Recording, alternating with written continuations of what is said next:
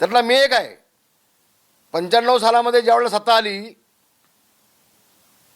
त्यावेळेला मी राज ठाकरेंसोबत म्हणून मला मंत्रिपद दिलं गेलं नाही. हे साहेबांनी मला सांगितलं, रामदास उद्धव भांडतोय, रामदास कदमला देऊ नका. झूठ पे झूठ, झूठ पे झूठ. शक्ल देखो कितनी भोली है लेकिन अंदर से लोमड़ी है.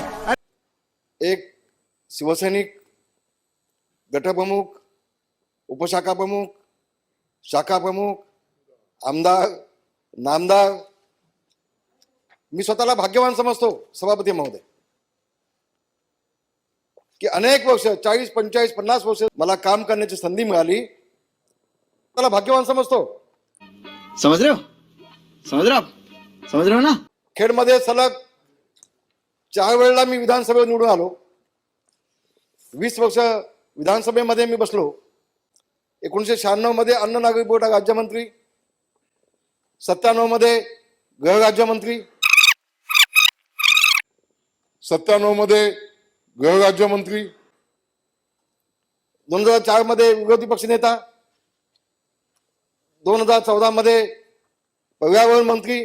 मी प्रामाणिकपणे मी स्वतःच रिटायरमेंट घेतले. माझा मुलगा आज आमदार आहे. त्याला संधी उद्धवजींनी दिली दापोलीमधून. आमदार बनवण्याचं काम उद्धव साहेबांच्या नेतृत्वाखाली त्यावेळेला केलं.